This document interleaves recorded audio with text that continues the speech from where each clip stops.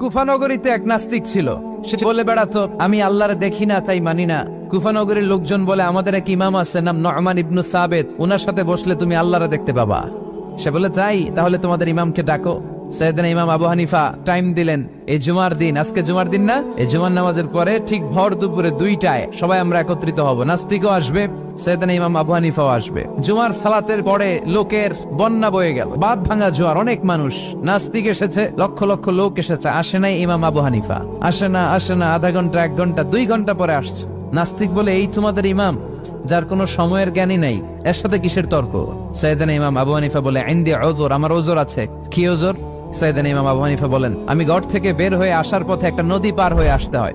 আজকে এসে দেখি নদীর মধ্যে কোনো মানুষ টানুষ নাই, নৌকা নাই, মাঝি নাই, কিচ্ছু নাই। তো হঠাৎ দেখলাম পাশে বিশাল বড় একটা গাছ।